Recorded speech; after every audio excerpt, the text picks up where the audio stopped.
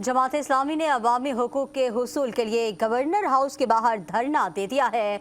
धरने में मुजाहिरीन ने इलेक्ट्रिक और एफबीआर के इजाफी टैक्सों से छुटकारा और महंगाई से अवाम को निजात दिलाने के मुतालबात कर दिए हैं।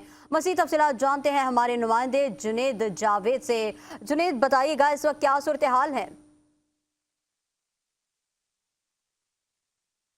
देखिए, जमात इस्लामी ने अपने एहतजाज का दायरा कार बढ़ा दिया है। इस वक्त गवर्नर हाउस के बाहर जमात इस्लामी के हजारों की तादाद में कारकुनान जो है वो पहुंच चुके हैं और इस वक्त धरना दिए बैठे हैं। कारकुनान इस बात पर अटल है कि अगर 4 हफ्ते भी यहाँ पर बैठना पड़े तो वो अपना हक हासिल करने के लिए यहाँ पर बैठेंगे। अमीर जमात इस्लामी कराची मुन्नम जफर हमारे साथ मौजूद है, हमसे बात करते हैं। सर, आप लोग तो यहाँ पर अटल हैं, बैठ चुके हैं, गवर्नर साहब की तरफ से कोई राब्ता वगैरह हुआ है?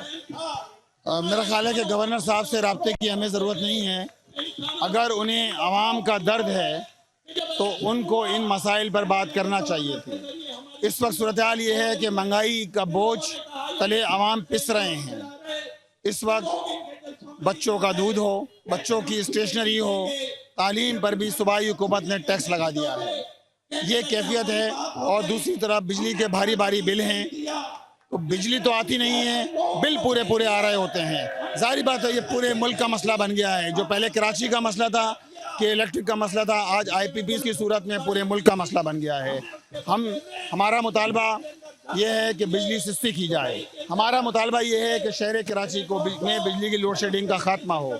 हमारा मुतालबा ये है कि तनख्वाहदार तबके पर जो आपने भारी भरकम टैक्स आयद कर दिए हैं इनका खात्मा हो। अल्हम्दुलिल्लाह कारकुनान के हौसले बुलंद हैं, चाहे वो पिंडी हो या कराची हो। अल्हम्दुलिल्लाह हौसले बुलंद हैं। हमने पहले भी 29 दिन का धरना दिया है और इस वक्त भी अज़ाइम जमा हैं। रिकॉर्ड तोड़ने जा रहे हैं 29 दिन के धरने? इंशाअल्लाह जी बिल्कुल, रिकॉर्ड भी टूट सकता है अगर गवर्नमेंट ने जो है यहाँ पर मामला दुरुस्त न किए। एक तरफ अमीर पाकिस्तान हाफिज नईमुर रहमान धरने पर बैठे हुए हैं, दूसरी जानिब कराची में भी एक बड़ा धरना जो है वो लगा दिया गया।